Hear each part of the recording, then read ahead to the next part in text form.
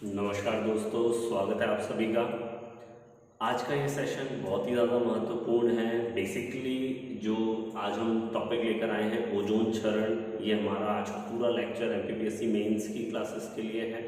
साथ ही साथ जो बेसिकली आज जो हमने इसके प्रिपरेशन किया है, ये हमने संविदा ग्रेड 3 के बच्चों के लिए भी इसको प्रिपेयर किया है। जो बच्चे संविदा ग्रेड 3 प्राइमरी स्कूल्स के टीचर्स के लिए प्रिपरेशन कर रहे हैं वो ज़रूर इस टॉपिक को देखें। ये हमारे सिलेबस के पर्यावरण के 7वें चैप्टर के अंतर्गत आपको ये महत्वपूर्ण टॉपिक के तौर पर मिलेगा। तो इससे बहुत सारे विशेष क्वेश्चन बनते हैं आपके सिलेबस में। ये भूगोल में, पर्यावरण में ऐसे बहुत सारे टॉपिक्स को कवर करता है, इसलिए आपको ध्यान रखना है। ये विज्ञान में भी महत्वपूर्ण है, इसकी बहुत ही बारीकियां हैं, बहुत सारे इंपॉर्टेंट फैक्ट्स हैं जो आपको यहाँ पर कंफ्यूज करेंगे।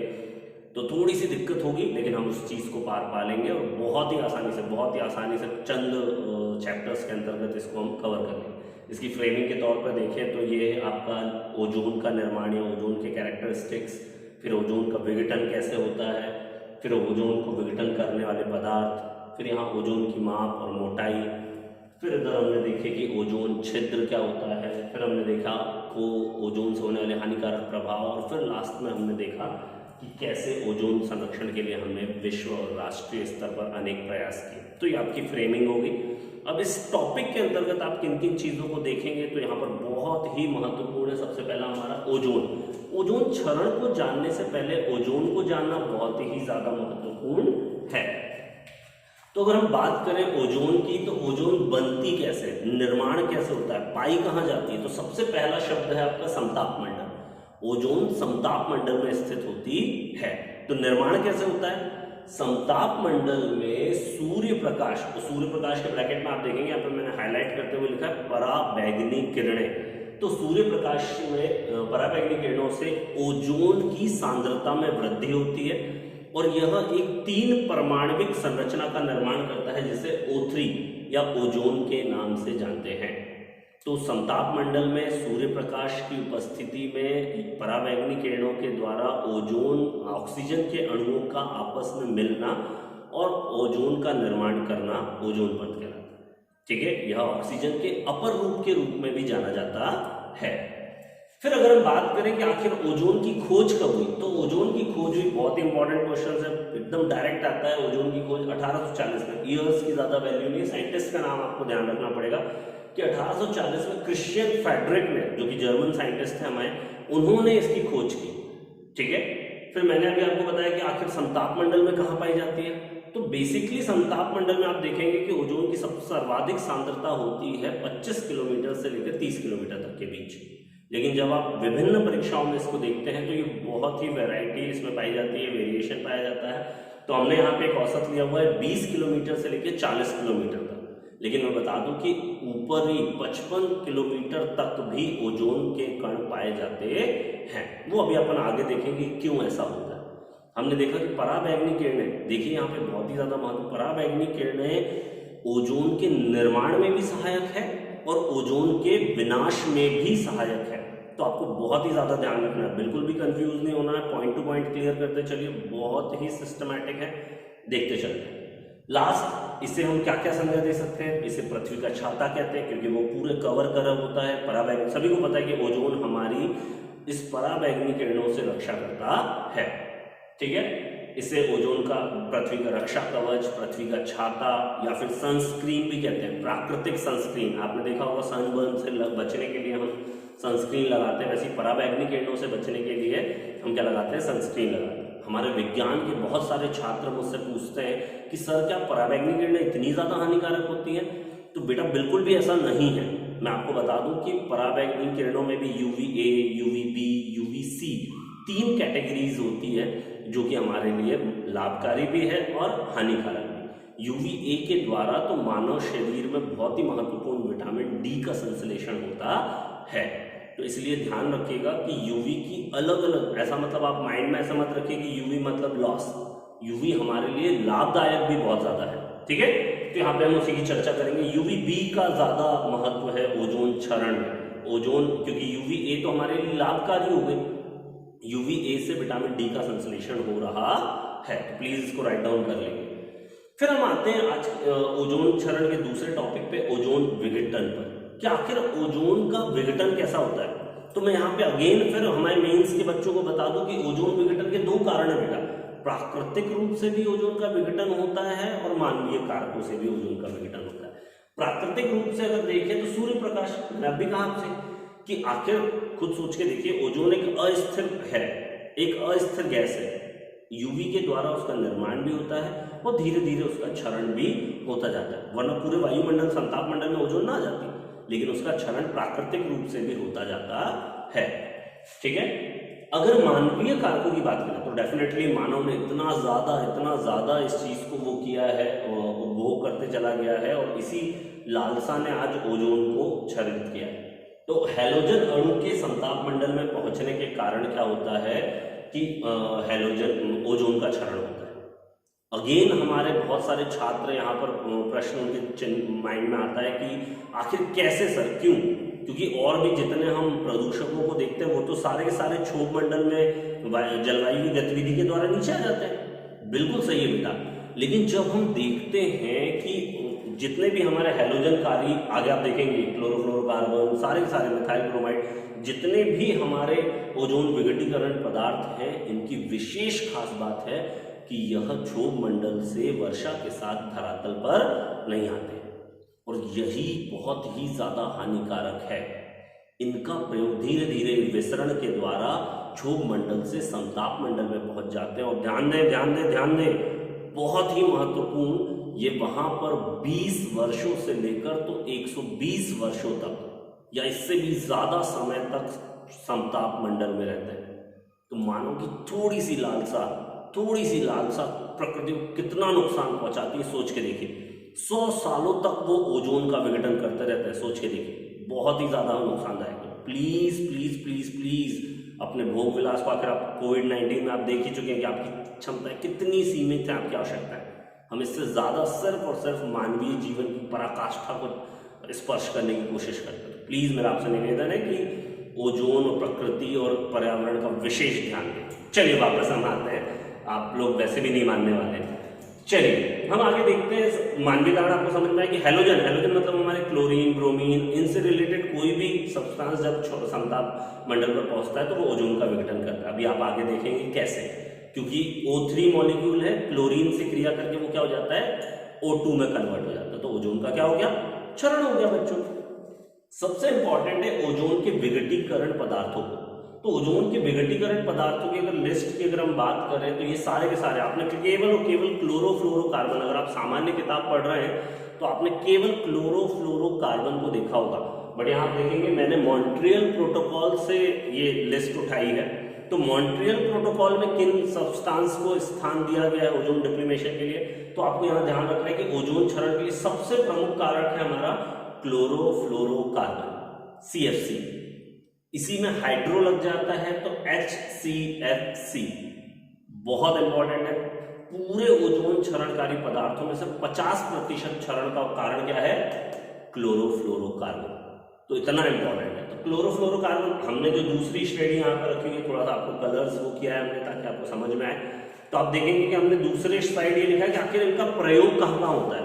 अगर आप सच में पर्यावरण के लिए कुछ करना चाहते हैं तो ये आपके लिए महत्वपूर्ण है। आखिर क्यों, तो आप देखेंगे कि क्लोरोफ्लोरोकार्बन हमारा रेफ्रिजरेटर, AC, एरोसॉल प्रणोदक जितने भी जेट विमान के फ्यूल्स हैं, वो धात्विक विलायक, जितनी भी मशीनरी को साफ करने के सॉल्वेंट आते हैं उनमें, स्टायरोफोम प्लास्टिक उद्योग में, पॉलीस्टाइरीन वगैरह आपने सुना होगा, तो स्टायरोफोम तो वो हमारा प्लास्टिक उद्योग। इतनी सारी जगहों पे CFC का यूज बहुत ही वास्ट लेवल पे हो रहा है। ठीक है। अगली हम बात करते हैं हेलॉन की, इसे फ्रियोन भी बोलते हैं CFC, ठीक है ना, व्यापारिक नाम इसका क्या है, फ्रियोन। फिर अगर हम बात करें ऐसे ही व्यापारिक नाम एक हेलॉन आप सुनते हैं, तो हेलॉन का रियल नेम है हाइड्रोब्रोमोक्लोरोकार्बन या हाइड्रोब्रोमोकार्बन, दोनों चल जाते हैं। ये अधिकांशतः अग्निशमन यंत्रों में इसी का प्रयोग होता है भारत में, प्लीज बहुत ही ध्यान दें। फिर अगला बहुत ही कॉमन नेम केमिस्ट्री के लिए कार्बन टेट्राक्लोराइड, इसमें भी मिथाइल कार्बन टेट्राक्लोराइड विशेषतः। तो कार्बन टेट्राक्लोराइड का एज अ विलायक हम यूज करते हैं, as a solvent dry clean उद्योग में, या CFC बनाने में कार्बन टेट्राक्लोराइड का बहुत ज्यादा यूज होता है। नेक्स्ट आता है हमारा क्लोरोफॉर्म, मिथाइल क्लोरोफॉर्म, फिर मैं कहूंगा औद्योगिक विलायक के तौर पे यूज होता है। इंक बनाने में बहुत ज्यादा यूज हो रहा है, हम ये वहां पर लिख रहे हैं, इंक इसी उद्योग में बहुत ज्यादा यूज होता है। मिथाइल ब्रोमाइड कीटनाशकों के रूप में बहुत ही ज्यादा हमारे भारतीय एग्रीकल्चर में इसका प्रयोग देखने मिलता है। अगला सबसे इंपॉर्टेंट और सबसे अचंभित करने वाला जो बहुत सारे बच्चों को गलत लगता है वो है नाइट्रोजन ऑक्साइड। बेटा नाइट्रोजन ऑक्साइड की अगर बात करें तो उर्वरक, विस्फोटक, औद्योगिक अपशिष्ट के रूप में हमारे नाइट्रोजन के ऑक्साइड नित्य निकलते रहते हैं और वो भी एक ओजोन विघटीकरण पदार्थ है। यहाँ ध्यान देने वाली बात यह है, मैं बच्चों को बता दूं कि कई बार ऐसा होता है कि इनमें से एक से ज्यादा ऑप्शन परीक्षाओं में होते हैं, तब सभी या इनमें से कोई नहीं ऑप्शन नहीं होता, तब आपको क्या लगाना है, सिर्फ और सिर्फ क्लोरोफ्लोरोकार्बन। अगर आप एक चुनना चाहते हैं तो वो क्या है, क्लोरोफ्लोरोकार्बन। उसके अलावा बाकी कुछ भी लिखा हो वो सही नहीं होगा। तो प्रश्न को बहुत ध्यान से देखें, अगर ऑप्शन में सभी है तो ठीक है, अब आपको ध्यान से पढ़ना है। अगर सभी नहीं है, चार ऑप्शन नहीं है, चार में से कोई एक चुनना ही है, तब आप क्या चुने, क्लोरोफ्लोरोकार्बन। दो तथ्य और आपके लिए बहुत ही ज्यादा महत्वपूर्ण यहाँ पर, वो है सबसे पहला ओजोन परत को मापने की इकाई। सभी विज्ञान के बहुत ही आसानी से बहुत ही चर्चित फैक्ट है कि डॉप्सन एक यूनिट है जिसके द्वारा हम नापते हैं 0.01 मिलीमीटर डॉप्सन माना जाता है। लेकिन आप उस पर मत जाइए, आप उसे देखिए कि डॉप्सन एक इकाई है जिससे हम ओजोन परत की मोटाई को नापते हैं। कोई ना कोई यंत्र भी होगा, तो डॉप्सन को, ओजोन परत की मोटाई को नापने के दो यंत्र हम प्रयोग कर रहे हैं। एक है डॉप्सन स्पेक्ट्रोफोटोमीटर और फिर अगला है फिल्टर ओजोन मीटर। ठीक है, ओजोन क्षरण के अगले टॉपिक पे हम देखते हैं ओजोन निम्नीकरण, या यही प्रश्न दूसरे तरीके से आता है ओजोन अल्पता, या यही प्रश्न दूसरे तरीके से आता है ओजोन छिद्र। क्या आखिर ओजोन छिद्र क्या होता है, इसको समझाने के लिए मैंने आपके लिए, देखिए एक पेज हमने लिया, इस पेज में हमने एक टॉपिक, एक छेद लिया, तो ये छेद हो गया। लेकिन मैं आपको सभी को बताना चाहूंगा कि तकनीकी रूप से ओजोन परत के साथ ऐसा कुछ भी नहीं है। ओजोन परत का मतलब है ओजोन छेद का मतलब है ओजोन परत की मोटाई में कमियां, यहाँ इतनी है, किसी स्थान पर अगर कम हो रही है तो उसे ही ओजोन छिद्र की संज्ञा दी जाती है। तो ये बहुत ध्यान रखिए कि तकनीकी रूप से इसका छेद से कोई लेना देना नहीं है। हमने देखा यहाँ पर स्थान दिया हुआ 220 डॉप्सन, अर्थात जब भी 220 मतलब सामान्यतः ओजोन सांद्रता कितनी होती है, 300 डॉप्सन, तो जब भी 300 डॉप्सन से घटकर वो 220 डॉप्सन तक आती है तो उसे हम संज्ञा देते हैं ओजोन छिद्र की। ठीक है, तो ध्यान रखिएगा।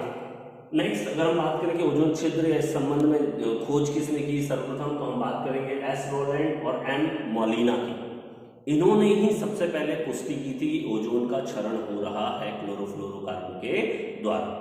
और फाइनली पूरी तरह से 1985 में हमने अंटार्कटिका पे दक्षिणी ध्रुव पर हमने बसंत ऋतु में हमने पाया कि नहीं, ओजोन में की परत में मोटाई में कमी आ जाती है।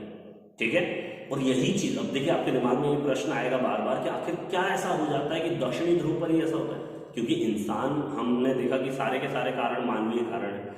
वो इंसान रह रहा है कर्क रेखा पर, भूमध्य रेखा पर, मकर रेखा पर, फिर आखिर क्यों दक्षिणी गोलार्ध में या दक्षिणी ध्रुव में जाकर हमारा क्या हो रहा है, ओजोन छिद्र पाया जा रहा है। तो बेटा इसका प्रमुख रीजन है, देखिए जितना ज्यादा सूर्य उतना ज्यादा ओजोन, मतलब कर्क रेखा, भूमध्य रेखा और मकर रेखा पर वर्ष भर कभी ना कभी सूरज की किरणें पड़ती रहती हैं, मतलब यहाँ पर ओजोन का निर्माण भी ज्यादा होगा।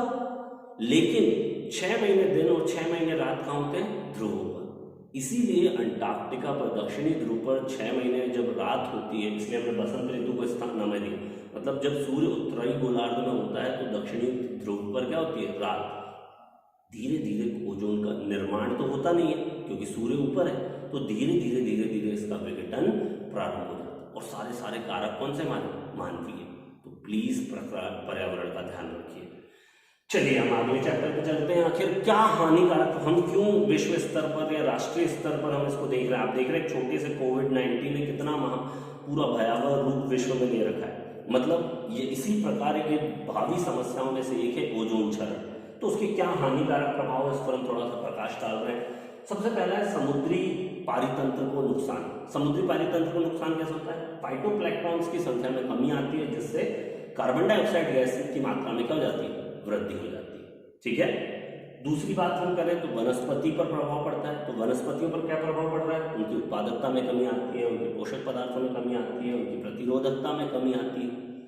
तीसरी अगर हम बात करें तो जैव भू रासायनिक चक्रों पर प्रभाव। जैव भू रासायनिक चक्रों, जितने भी हमारे चक्र हैं हमने देखे, उन सारे चक्रों पर क्या पड़ता है?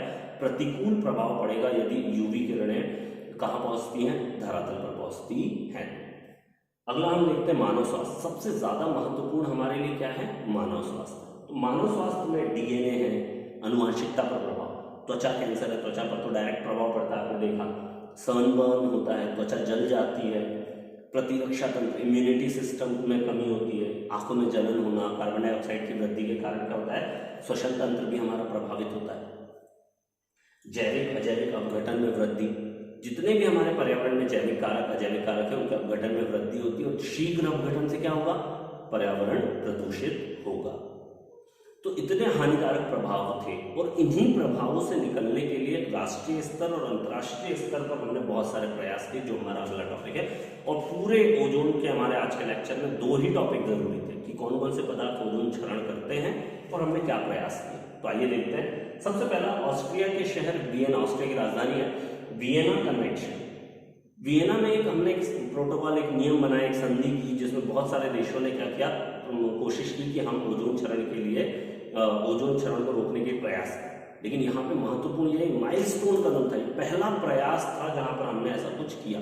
ये हुआ कब? 1985। समय आपको ध्यान रखना, 1985। और भारत इसके लिए कब तैयार हुआ? भारत ने इस पर हस्ताक्षर किया 1991 में। अगला, मॉन्ट्रियल प्रोटोकॉल। सारे पेपरों में आ चुका है ये प्रश्न, ऐसा कोई भी एग्जाम नहीं होगा भारत का इसमें प्रश्न ना आया। तो मॉन्ट्रियल प्रोटोकॉल, कनाडा के शहर मॉन्ट्रियल में एक संधि की गई। इसमें सारे विश्व के देशों ने माना कि हम ओजोन क्षरण को प्रभावित करने वाले जो जितने भी पदार्थ हैं उसके उत्पादन और उपभोग दोनों में क्या लाएंगे? कमी लेकर आएंगे। ठीक है। 16 सितंबर 1987 को हुआ। यही वो डेट है जिसके कारण ओजोन संरक्षण दिवस 16 सितंबर को मनाया जाता है। ठीक है। 1989 से ये प्रभाव में आया मॉन्ट्रियल प्रोटोकॉल। भारत ने इस पर हस्ताक्षर किया 1992 में। तृतीय सबसे महत्वपूर्ण है, बहुत ही किताबों में कम मिलता है, किगाली समझौता। 2016 में किगाली समझौता किया गया। भारत स्टार्टिंग से ही इसके साथ में है, रवांडा में है किगाली। तो वहां पर एक समझौता हुआ जिसके तहत हम ओजोन संरक्षण को कमी करेंगे।